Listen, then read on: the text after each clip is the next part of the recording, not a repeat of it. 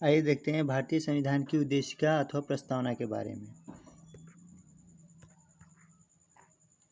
नेहरू द्वारा प्रस्तुत उद्देश्य संकल्प जो आदर्श प्रस्तुत किया गया उन्हें ही संविधान की उद्देशिका में शामिल कर लिया गया। संविधान के 42वें संशोधन 1976 में हुआ था द्वारा तथा यथा संशोधित यह उद्देशिका निम्न प्रकार है। हम भारत के लोग भारत को एक संपूर्ण प्रभुत्व संपन्न समाजवादी पंथ निरपेक्ष लोकतंत्रात्मक गणराज्य बनाने के लिए यथा उसके समस्त नागरिकों को सामाजिक आर्थिक और राजनीतिक न्याय विचार अभिव्यक्ति विश्वास धर्म और उपासना की स्वतंत्रता प्रतिष्ठा और अवसर की समता प्राप्त करने के लिए यथा उन सब में व्यक्ति की गरिमा और राष्ट्र की एकता और अखंडता सुनिश्चित करने वाली बंधुता बढ़ाने के लिए दृढ़ संकल्प होकर अपनी इस संविधान सभा में आज तारीख 26 नवंबर 1949 ईस्वी को मिति मार्ग शीर्ष शुक्ल सप्तमी संवत 2006 विक्रमी को एतद द्वारा इस संविधान को अंगीकृत अधिनियमित और समर्पित करते हैं। चलिए और आगे बढ़ते हैं। प्रस्तावना की मुख्य बातें। तो प्रस्तावना की मुख्य बातें क्या क्या है, चलिए देख लेते हैं। संविधान की प्रस्तावना को संविधान की कुंजी कहा जाता है। क्या कहा जाता है? संविधान की सब प्रस्तावना को कुंजी कहा जाता है। प्रस्तावना के अनुसार संविधान के अधीन समस्त शक्तियों का केंद्र बिंदु अथवा स्रोत भारत के लोग ही हैं। प्रस्तावना में लिखित शब्द यथा हम भारत के लोग इस संविधान को अंगीकृत अधिनियमित और समर्पित करते हैं भारतीय लोगों की सर्वोच्च संप्रभुता का उद्घोष करते हैं। प्रस्तावना को न्यायालय में प्रतिवर्ती नहीं किया जा सकता। यह निर्णय यूनियन ऑफ इंडिया बनाम मदन गोपाल 1957 के निर्णय में घोषित किया गया। इसके मदन गोपाल 1957 के निर्णय में घोषित किया गया। बेड़ूबाड़ी यूनियनवाद में सर्वोच्च न्यायालय ने निर्णय दिया कि जहां संविधान की भाषा संदिग्ध हो वहां प्रस्तावना विधिक निर्वाचन में सहायता करती है। बेड़ूबाड़ीवाद में ही सर्वोच्च न्यायालय ने प्रस्तावना को संविधान का अंग नहीं माना है, इसलिए विधायिका प्रस्तावना में संशोधन नहीं कर सकते। परंतु सर्वोच्च न्यायालय के केशवानंद भारती बनाम केरल राज्यवाद 1973 में कहा कि प्रस्तावना संविधान का ही अंग है, इसलिए विधायिका उसमें संशोधन कर सकती है। केशवानंद भारती वाद में ही सर्वोच्च न्यायालय ने मूल ढांचा का सिद्धांत अर्थात थ्योरी ऑफ बेसिक स्ट्रक्चर दिया तथा प्रस्तावना को संविधान का मूल ढांचा माना। संसद संविधान के मूल ढांचा में नकारात्मक संशोधन नहीं कर सकती है। स्पष्टतः संसद वैसा संशोधन कर सकती है जिससे मूल ढांचा का विस्तार व मजबूतीकरण होता है। 42वें संविधान संशोधन अधिनियम 1976 के द्वारा इसमें समाजवादी पंथ निरपेक्ष और राष्ट्र की अखंडता शब्द जोड़े गए हैं। तो चलिए और आगे बढ़ते हैं और देखते हैं भारतीय संविधान के विदेशी स्रोत के बारे में। भारत के संविधान के निर्माण में निम्न देशों के संविधान से सहायता ली गई है। चलिए देख लेते हैं वो देश कौन कौन से हैं। संयुक्त राज्य अमेरिका, ब्रिटेन, आयरलैंड। तो आइए जानते हैं इसमें से क्या क्या लिया गया है इनके संविधान में से। मौलिक अधिकार, न्यायिक पुनरावलोकन, संविधान की सर्वोच्चता, न्यायपालिका की स्वतंत्रता, निर्वाचित राष्ट्रपति एवं उस पर महाभियोग, उपराष्ट्रपति, उच्चतम एवं उच्च न्यायालयों के न्यायाधीशों को हटाने की विधि एवं वित्तीय आपात, यह सभी जो है कहाँ से लिया गया है? संयुक्त राज्य अमेरिका से लिया गया। क्या? मौलिक अधिकार, न्यायिक पुनरावलोकन, संविधान की सर्वोच्चता, न्यायपालिका की स्वतंत्रता, निर्वाचित राष्ट्रपति एवं उस पर महाभियोग, उपराष्ट्रपति, उच्चतम एवं उच्च न्यायालय के न्यायाधीशों को हटाने की विधि एवं वित्तीय आपात। तो चलिए और देख लेते हैं ब्रिटेन से क्या लिया गया है। संसदात्मक शासन प्रणाली, एकल नागरिकता एवं विधि निर्माण प्रक्रिया। ब्रिटेन से क्या लिया गया है? संसदात्मक शासन प्रणाली और एकल नागरिकता एवं विधि निर्माण, यह सभी जो है ब्रिटेन से लिया गया है। 3 ठो संसदात्मक प्रणाली, शासन प्रणाली, और 2 में है एकल नागरिकता, और 3 में है विधि निर्माण प्रक्रिया। आयरलैंड से क्या लिया गया है? नीति निर्देशक सिद्धांत, राष्ट्रपति के निर्वाचन मंडल की व्यवस्था राष्ट्रपति द्वारा। तो चलिए और आगे देखते हैं। अब देखते हैं, यह आयरलैंड से लिया गया है। राज्यसभा में साहित्य, कला, विज्ञान तथा समाज सेवा आदि के इत्यादि के क्षेत्र में ख्याति प्राप्त व्यक्तियों का मनन है। ऑस्ट्रेलिया से देखिए क्या लेता है। ऑस्ट्रेलिया, जर्मनी, कनाडा, दक्षिण अफ्रीका, रूस और जापान, 9 देश यह हो गया। कौन कौन से? ऑस्ट्रेलिया, जर्मनी, कनाडा, दक्षिण अफ्रीका, रूस और जापान। तो चलिए देख लेते हैं क्या क्या लिया गया है। ऑस्ट्रेलिया से प्रस्तावना की भाषा, समवर्ती सूची का प्रावधान, केंद्र एवं राज्य के बीच संबंध यथा शक्तियों का विभाजन, संसदीय विशेषाधिकार, यह सभी जो है किससे लिया गया है? ऑस्ट्रेलिया से। फिर से देख लेते हैं। 1 में है प्रस्तावना की भाषा, 2 में है समवर्ती सूची, 3 में है केंद्र एवं राज्य के बीच संबंध, 4 में शक्तियों का विभाजन, और 5 में है संसदीय विशेषाधिकार।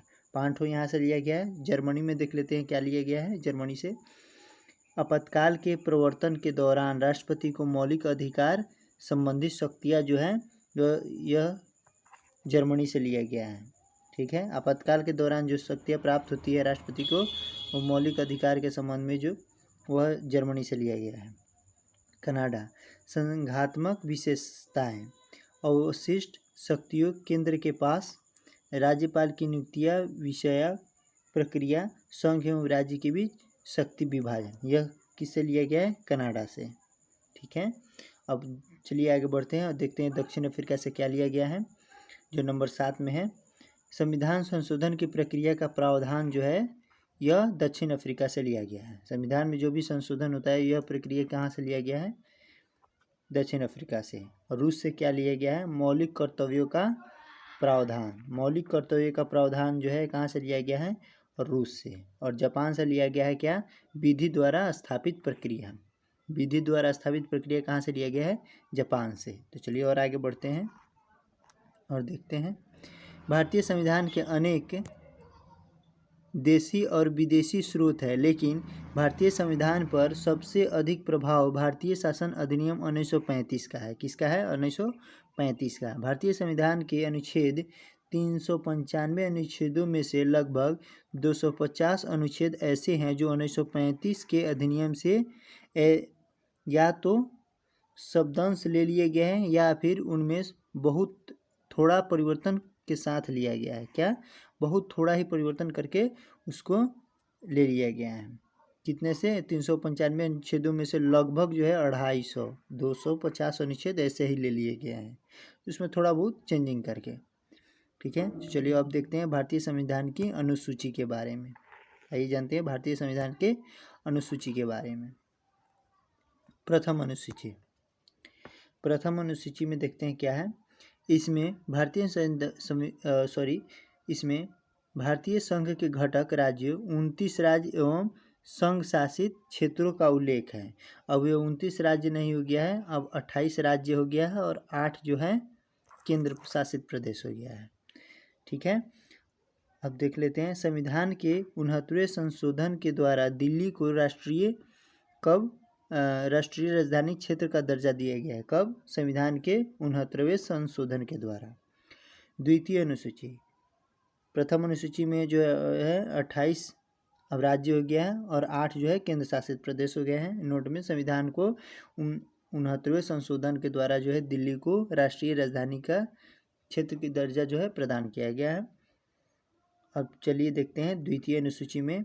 इसमें भारतीय राज्य व्यवस्था के विभिन्न पदाधिकारियों जैसे कि राष्ट्रपति, राज्यपाल, लोकसभा के अध्यक्ष और उपाध्यक्ष, राज्यसभा के सभापति एवं उपसभापति, विधानसभा के अध्यक्ष और उपाध्यक्ष, विधान परिषद के सभापति एवं उपसभापति, उच्चतम न्यायालय और उच्चतम न्यायालयों के न्यायाधीशों और भारत के नियंत्रक, महालेखक, परीक्षक आदि को प्राप्त होने वाले वेतन, भत्ते और पेंशन आदि का उल्लेख जो है द्वितीय अनुसूची में किया गया है। इन सभी के वेतन का जो है उल्लेख जो है द्वितीय अनुसूची में किया गया है। तो चलिए अब देखते हैं तृतीय अनुसूची में क्या है। तृतीय अनुसूची में इसमें विभिन्न पदाधिकारियों जैसे कि राष्ट्रपति, उपराष्ट्रपति एवं मंत्री उच्चतम एवं उच्चतम न्यायालयों के न्यायाधीशों द्वारा पद ग्रहण के समय ली जाने वाली शपथ जो है, शपथ का उल्लेख तृतीय अनुसूची में है। पहली अनुसूची में बतला दिया गया 28 राज्य और 8 जो है केंद्र शासित प्रदेश फिलहाल में है। और संविधान के 69वें संशोधन के द्वारा जो है दिल्ली को राष्ट्रीय राजधानी क्षेत्र का दर्जा दिया गया है। और द्वितीय अनुसूची में जो है इन सभी का जो है वेतन भत्ते और पेंशन आदि का उल्लेख द्वितीय अनुसूची में है। तृतीय अनुसूची में जो है पद ग्रहण के समय जो शपथ लिया जाता है वो संबंधित है राष्ट्रपति, उपराष्ट्रपति, मंत्रिपरिषद एवं उच्च न्यायालय के न्यायाधीश से। चौथे अनुसूची में देखते हैं क्या है। चौथे अनुसूची में इसमें विभिन्न राज्यों तथा संघीय क्षेत्रों की राज्यसभा में प्रतिनिधित्व का विवरण दिया गया है। क्या दिया गया है? इसमें विभिन्न राज्यों तथा संघीय क्षेत्रों की राज्यसभा में प्रतिनिधित्व का विवरण दिया गया है। पांचवी अनुसूची, इसमें क्या दिया गया है? संघीय क्षेत्रों के राज्यसभा के प्रतिनिधित्व का विवरण दिया गया है। किसमें? चौथी अनुसूची में। पांचवी अनुसूची, इसमें विभिन्न अनुसूचित क्षेत्रों और अनुसूचित जनजाति के प्रशासन और नियंत्रण के बारे में उल्लेख है। किसमें? पांचवी अनुसूची में। तृतीय अनुसूची में जो पद ग्रहण से संबंधित शपथ का उल्लेख है। द्वितीय अनुसूची में पेंशन भत्ता से संबंधित है।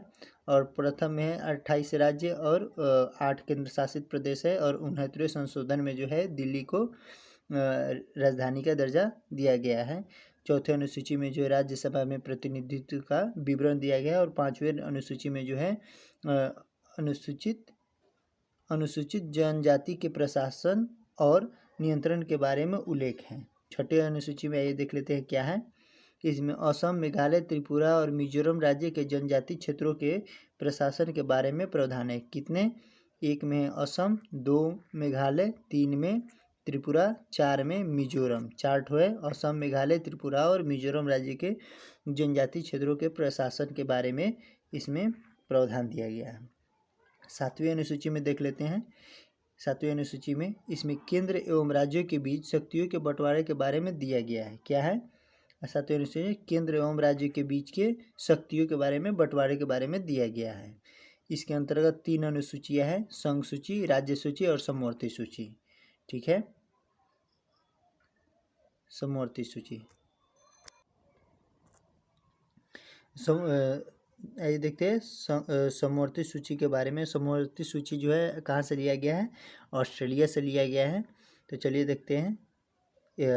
नंबर 1 में संघ सूची।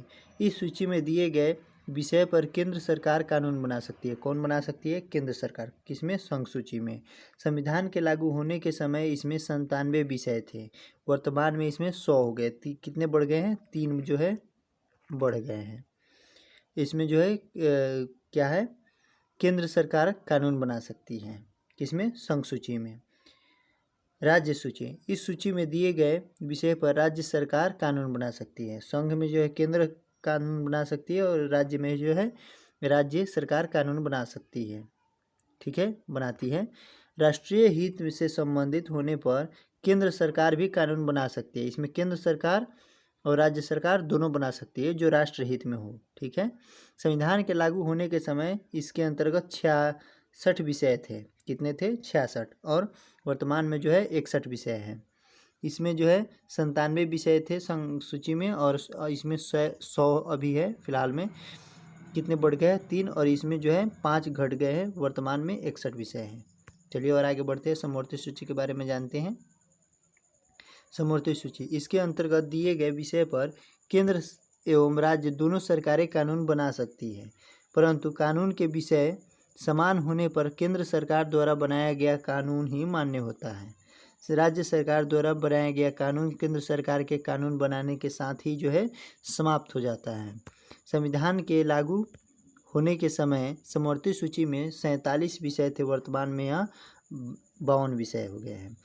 संघ सूची जो है केंद्र सरकार इसमें कानून बना सकती है। राज्य सूची में जो है राज्य कानून बना सकती है। जो राष्ट्र हित में अगर संबंधित होगा तो केंद्र सरकार भी जो है कानून बना सकती है, और समवर्ती सूची में केंद्र और राज्य दोनों मिलकर कानून बना सकती हैं, ठीक है। परंतु ये और इसमें संघ सूची में जो 97 विषय थे वर्तमान में 100 हैं, और राज्य सूची में पहले 66 विषय थे और वर्तमान में जो है 61 है। समवर्ती सूची में पहले जो है कितना थे, 47 विषय थे और वर्तमान में जो है 52 विषय है। समवर्ती सूची का प्रावधान जम्मू कश्मीर राज्य से के संबंध में नहीं, फिलहाल यह पुराना बुक है इसलिए यह दिया गया है, ठीक है। वर्तमान में यह सभी में लागू हो जाएगा, ठीक है। तो चलिए और आगे बढ़ते हैं। तो चलिए अब देखते हैं 8वीं अनुसूची के बारे में। इसमें भारत की 22 भाषाओं का उल्लेख किया गया है कि इसमें 8वीं अनुसूची में जो है भारत के 22 भाषाओं का उल्लेख किया गया है। मूल रूप से 8वीं अनुसूची में 14 भाषाएं थी। कितनी भाषाएं थी? 14 भाषाएं। 1967 ईस्वी में 21वां संशोधन, कब? 21वां संशोधन में सिंधी को 1992 ईस्वी में 71वां संशोधन में, कोंकणी को, मणिपुरी तथा नेपाली को 2003 ईस्वी में 92वां संशोधन में, और मैथिली, संथाली, डोगरी एवं बोडो को जो है 8वीं अनुसूची में शामिल किया गया है। इसका ट्रिक जो है सिंधा नमक बोर्ड मास। क्या है ट्रिक? सिंधा नमक बोर्ड मास, जो 8वीं अनुसूची में जो है शामिल किया गया है, ठीक है। 9वीं अनुसूची, चलिए देखते हैं 9वीं अनुसूची के बारे में। सबसे लास्ट में जो है बोडो को शामिल किया गया है, ठीक है, बोडो, डोगरी एवं बोडो को। चलिए 9वीं अनुसूची। संविधान में यह अनुसूची प्रथम संविधान संशोधन अधिनियम 1991 के द्वारा जोड़ी गई। कब जोड़ी गई? 1991 के द्वारा 9वीं अनुसूची। इसके अंतर्गत राज्य द्वारा संपत्ति के अधिग्रहण की विधियों का उल्लेख किया गया है। राज्य के द्वारा संपत्ति के अधिग्रहण की विधि का उल्लेख किसमें किया गया है? 9वीं अनुसूची में, ठीक है। इस अनुसूची में सम्मिलित विषयों को न्यायालय में चुनौती नहीं दिया जा सकता। कहाँ नहीं चुनौती दिया जा सकता? न्यायालय में। वर्तमान में इस अनुसूची में 284 अधिनियम है, और 9वीं अनुसूची में जो है इसमें 284 अधिनियम है। तो चलिए और आगे बढ़ते हैं। नोट में देख लेते हैं क्या है। अब तक यह मान्यता थी कि संविधान की 9वीं अनुसूचियों में सम्मिलित कानूनों की न्यायिक समीक्षा नहीं की जा सकती। 11 जनवरी 2007 के संविधान पीठ के एक निर्णय द्वारा यह स्थापित किया गया कि 9वीं अनुसूची में सम्मिलित किसी भी कानून को इस आधार पर चुनौती दी जा सकती है कि मौलिक अधिकारों का उल्लंघन करता है, तथा उच्चतम न्यायालय इन कानूनों की समीक्षा कर सकता है। 10वीं अनुसूची। यह संविधान में 52वें संशोधन 1985 के द्वारा जोड़ी गई है। कब जोड़ी गई है? 1985 के द्वारा। इसमें दल बदल से संबंधित प्रावधानों का उल्लेख है। किसमें? 10वीं अनुसूची में। और इसे कब जोड़ा गया है? 1985 में 52वें संशोधन के आधार पर। और इसमें क्या है? दल बदल से संबंधित प्रावधानों का उल्लेख जो है 10वीं अनुसूची में है। आइए देखते हैं 11वीं अनुसूची क्या है। यह अनुसूची संविधान में 73वें संवैधानिक संशोधन जो 1993 में हुआ था के द्वारा जोड़ी गई है। इसमें पंचायती राज संस्थाओं को कार्य करने के लिए 29 विषय प्रदान किए गए हैं। कितने? 29 विषय हैं। 10वीं अनुसूची में जो है क्या है? दल बदल से संबंधित प्रावधानों का उल्लेख है, और 11वीं अनुसूची में जो है पंचायती संस्थाओं को कार्य करने के लिए 29 विषय जो है प्रदान किए गए हैं, ठीक है। आगे बढ़ते हैं 12वीं अनुसूची को देखते हैं। यह अनुसूची संविधान में 74वें संवैधानिक संशोधन जो 1993 में हुआ था के द्वारा जोड़ी गई है, ठीक है। इसमें शहरी क्षेत्र की स्थानीय स्वशासन संस्थाओं को कार्य करने के लिए 18 विषय प्रदान किए गए हैं। 11वीं अनुसूची में 29 विषय प्रदान किए गए हैं और 12वीं अनुसूची में 18 विषय प्रदान किए गए हैं। तो चलिए और आगे देखते हैं और देखते हैं देशी रियासतों का भारत में विलय यह कैसे हुआ था। चलिए ये जानते हैं। रियासतों को भारत में सम्मिलित करने के लिए सरदार वल्लभ भाई पटेल के नेतृत्व में रियासती मंत्रिमंडल बनाया गया। जूनागढ़ रियासत को जनमत संग्रह के आधार पर इसमें 3 ठो हुआ था, जूनागढ़, हैदराबाद और जम्मू कश्मीर। तो जूनागढ़ को जो है जनमत संग्रह कराकर शामिल कर लिया गया था भारत में। हैदराबाद को जो है पुलिस कार्रवाई करके जो ऑपरेशन पोलो चलाया गया था। और जो है नंबर 3 पर है जम्मू कश्मीर, यह विलय पत्र पर हस्ताक्षर करके जो है भारत में मिला लिया गया था। इसको जूनागढ़ को जो है जनमत संग्रह पर के आधार पर, हैदराबाद को पुलिस कार्रवाई के आधार पर जो ऑपरेशन पोलो चलाया गया था, और जम्मू कश्मीर जो है रियासती जो है विलय पत्र पर हस्ताक्षर करके इसको जो है भारत में शामिल कर लिया गया था। तो चलिए और आगे देखते हैं संघ और उसका राज्य क्षेत्र। संघ और उसका राज्य क्षेत्र। भारत में राज्यों का संघ है। भारत राज्यों का संघ है जिसमें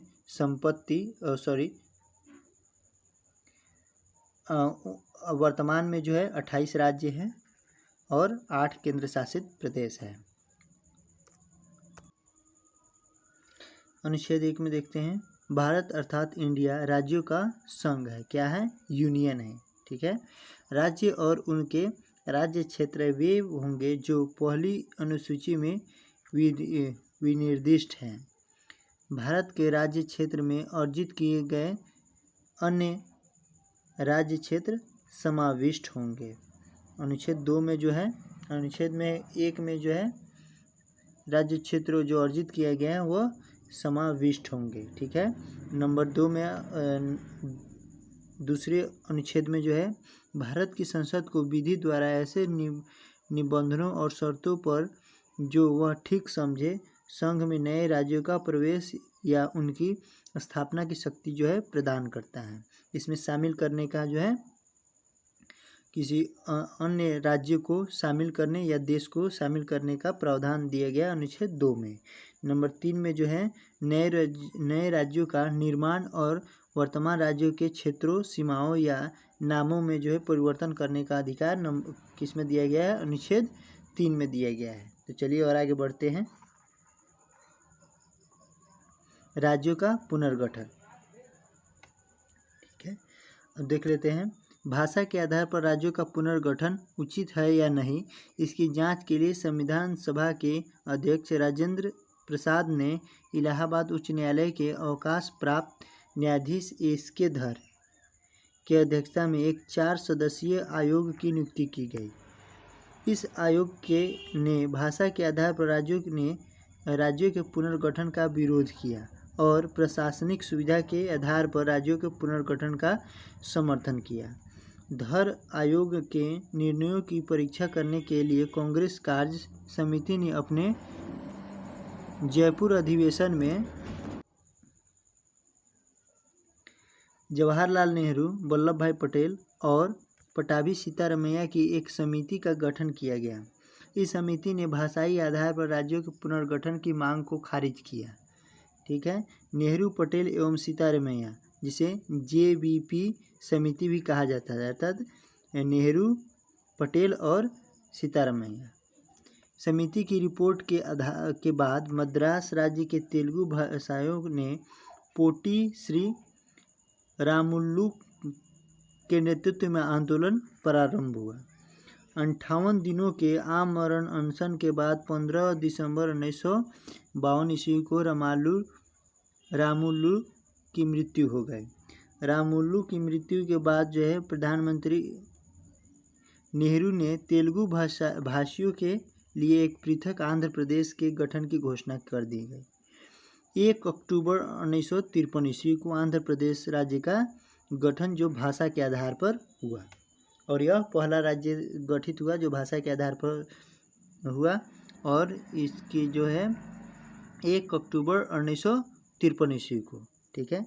यह राज्य स्वतंत्र भारत में भाषा के आधार पर गठित होने वाला पहला राज्य था। और कब यह गठित हुआ? 1 अक्टूबर 1953 ईस्वी को। उस समय आंध्र प्रदेश की राजधानी जो है कहाँ थी? कर्नूल थी। आंध्र प्रदेश की राजधानी कर्नूल थी। ठीक है। राज्य पुनर्गठन आयोग के अध्यक्ष फजल अली थे। कौन थे? फजल अली। इसके अन्य सदस्य पंडित हृदयनाथ कुंजरू और सरदार KM पणिकर थे। चलिए और आगे बढ़ते हैं। राज्य पुनर्गठन अधिनियम जुलाई 1956 ईस्वी में पास किया गया। इसके अनुसार भारत में 14 राज्य एवं 6 केंद्र शासित प्रदेश जो है स्थापित किए गए। नवंबर 1954 को फ्रांस की सरकार ने अपनी सभी बस्तियां पांडिचेरी, यनाम, चंद्रनगर और केरिकल को भारत को सौंप दिया। कौन? फ्रांस की सरकार ने किसको? पांडिचेरी, यनाम, चंद्रनगर और केरिकल को भारत को सौंप दिया। 28 मई 1956 को इस संबंध में संधि पर हस्ताक्षर हो गए। इसके बाद इन सभी को मिलाकर पांडिचेरी संघ राज्य क्षेत्र का गठन किया गया। किसको किसको मिलाकर? पांडिचेरी, यनाम, चंद्रनगर और केरिकल को जो है मिलाकर पांडिचेरी संघ राज्य का जो है गठन किया गया। और कब? यह 1954 को फ्रांस की सरकार के द्वारा यह सभी जो है भारत को सौंप दिया गया। 28 मई 1956 को जो है संबंध में संधि पर हस्ताक्षर हो गए और इसके बाद जो है सभी को मिलाकर पांडिचेरी संघ क्षेत्र का गठन किया गया। तो चलिए ये देख लेते हैं नए राज्य का गठन वर्ष जो है भाषा के आधार पर किया गया। चलिए ये देख लेते हैं किसका गठन कब किया गया था। आंध्र प्रदेश 1 अक्टूबर 1953, यह सबसे पहले है। महाराष्ट्र 1 मई 1960, गुजरात और महाराष्ट्र यह दोनों 1 मई 1960 को। नागालैंड 1 दिसंबर 1963 को। हरियाणा 1 नवंबर 1966 को। हिमाचल प्रदेश 25 जनवरी 1971 को। मेघालय जो है 21 जनवरी 1972 को। 2 राज्य यहाँ पर मेघालय और मणिपुर। मेघालय, मणिपुर कौन कौन से? मेघालय, मणिपुर और त्रिपुरा यह तीनों जो है 21 जनवरी 1972 को। महाराष्ट्र और गुजरात जो है 1 मई 1960 को। मेघालय, मणिपुर, त्रिपुरा जो है 21 जनवरी 1972 को स्वतंत्र राज्य गठित हो गया। ठीक है, आगे देखते हैं। सिक्किम जो है 26 अप्रैल 1975 को। मिजोरम जो है 20 फरवरी 1987 को। और अरुणाचल प्रदेश 20 फरवरी 1987 को। मिजोरम, अरुणाचल प्रदेश जो है 20 फरवरी 1987 को। मेघालय, मणिपुर, त्रिपुरा जो है 21 जनवरी 1972 को। महाराष्ट्र और गुजरात जो है 1 मई 1960 को। ठीक है, कुछ है जो उसको एक साथ याद करने में आसानी होती है। ठीक है, यहाँ पर देख लेंगे मिजोरम, अरुणाचल प्रदेश 20 फरवरी 1987 को। और आगे देखते हैं गोवा जो 25वां राज्य बना था 30 मई 1987 को। छत्तीसगढ़ 26वां राज्य था 1 नवंबर 2000 को। उत्तराखंड 9 नवंबर 2000 को। और झारखंड जो है 28वां था 15 नवंबर 2000 को। और तेलंगाना 29वां राज्य बना जो 2 जून 2014 को बना। तो चलिए और इधर देख लेते हैं।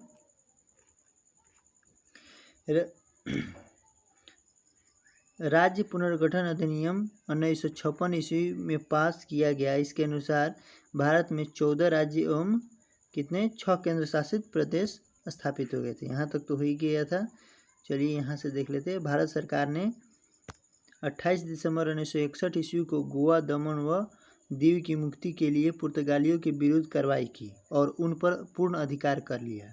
12वें संविधान संशोधन द्वारा गोवा, दमन व दीव को प्रथम परिशिष्ट में शामिल करके भारत का अभिन्न अंग बना लिया गया। ठीक है, वर्तमान समय में भारत में क्या है 28 राज्य और 8 केंद्र शासित प्रदेश हैं। इन्हें ही संविधान की प्रथम अनुसूची में शामिल किया गया। उस समय जो है 29 राज्य और 7 केंद्र शासित प्रदेश था और वर्तमान में जो है 28 राज्य और 8 केंद्र शासित प्रदेश हैं। इन्हें संविधान की प्रथम अनुसूची में जो है शामिल किया गया है। चलिए और आगे देख लेते हैं और देखते हैं क्षेत्रीय परिषद। भारत में 5 क्षेत्रीय परिषद हैं। इनका गठन राष्ट्रपति के द्वारा किया जाता है और केंद्रीय गृह मंत्री या राष्ट्रपति द्वारा मनोनीत केंद्रीय मंत्री क्षेत्रीय परिषद का अध्यक्ष होता है। संबंधित राज्यों के मुख्यमंत्री उपाध्यक्ष होते हैं जो प्रति वर्ष बदलते रहते हैं। भारत में गठित कुछ 5 क्षेत्रीय परिषदों पर सम्मिलित राज्यों को नाम इस प्रकार हैं। कौन है? उत्तरी क्षेत्रीय परिषद देख लेते हैं कौन कौन से हैं। पंजाब, हरियाणा, राजस्थान, जम्मू कश्मीर, हिमाचल प्रदेश राज्य तथा चंडीगढ़ एवं दिल्ली संघ राज्य क्षेत्र है। यह उत्तरी क्षेत्रीय परिषद है। मध्य क्षेत्रीय परिषद देख लेते हैं कौन कौन से है। उत्तर प्रदेश, मध्य प्रदेश, उत्तराखंड एवं छत्तीसगढ़। इसमें जो है चार्ट है, उत्तर प्रदेश, मध्य प्रदेश, छत्तीसगढ़ एवं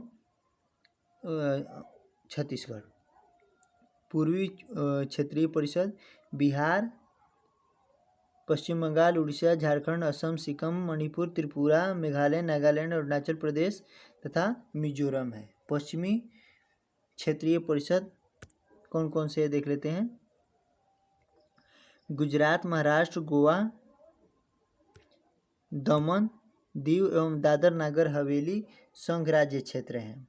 दक्षिण क्षेत्रीय परिषद आंध्र प्रदेश, तेलंगाना, केरल, कर्नाटक एवं तमिलनाडु राज्य एवं पुदुचेरी संघ क्षेत्र हैं। चलिए और आगे देख लेते